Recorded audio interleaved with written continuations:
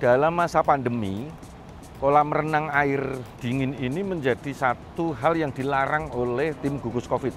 Kenapa? Karena air itu menghantarkan virus, sehingga atas dasar itu selama COVID hampir 2 tahun lebih kami tutup total.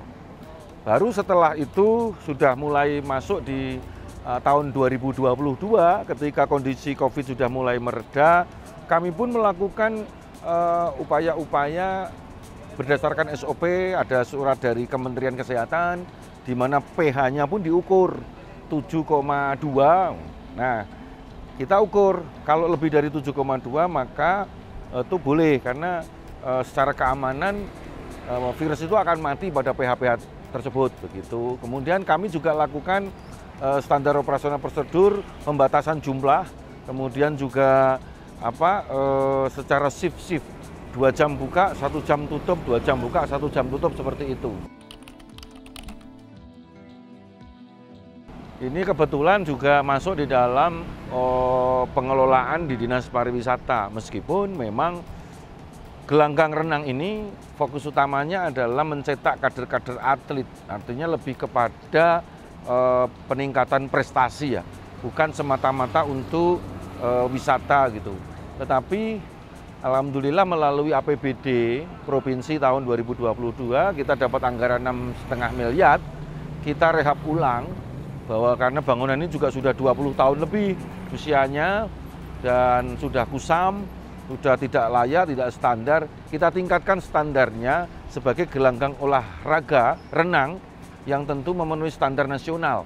Sehingga ke depan ini akan bisa menjadi event-event nasional di Wonosobo. Tentu dengan event-event itu akan mengundang wisatawan luar untuk datang ke Wonosobo.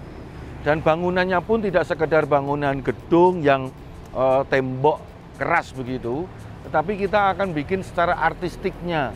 Ada beberapa ornamen-ornamen candi, kemudian juga beberapa unggulan kita kayak tali topeng Lengger. Nah, kita ikon-ikon itu kita tempel-tempelkan di bangunan ini, sehingga nanti orang yang berenang itu tidak hanya melakukan aktivitas olahraga, tetapi mereka juga bisa bersuasfoto, berselfie, bahkan mungkin bisa ngevlog di sini karena lebih indah. Juga ada beberapa fasilitas lain, ada ruang rapatnya kalau memang mereka butuh meeting dan sebagainya, ruang tunggu secara lebih nyaman karena nanti ada tribun kecil gitu, tribun-tribun di atasnya pengunjung itu ada tribun-tribunnya.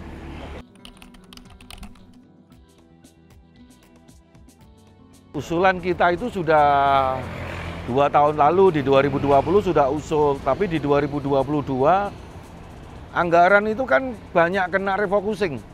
Jadi semua anggaran pemerintah rata-rata di tahun 2020, 2021 itu dilarikan ke penanganan COVID.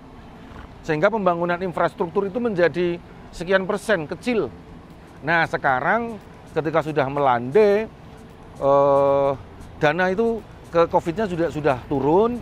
Nah sekarang kita mendapatkan alokasi dana.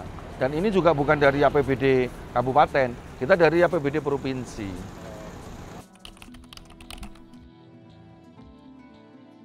Ya, untuk pada sisi pembinaan prestasi, kita kan menggandeng cabang olahraga renang.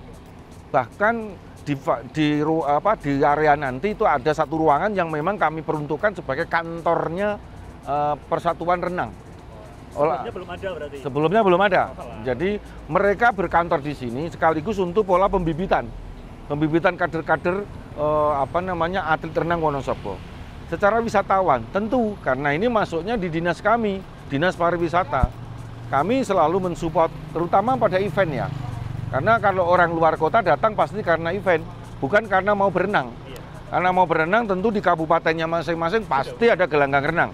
Tapi datang ke sini karena mereka ingin bertanding, ingin ada event-event tertentu di kolam renang. Nah, ini dengan standar yang kita bikin itu standar yang layak secara nasional, tentu akan menjadi lirikan event-event ada di Wonosobo. Itu yang akan kami dorong.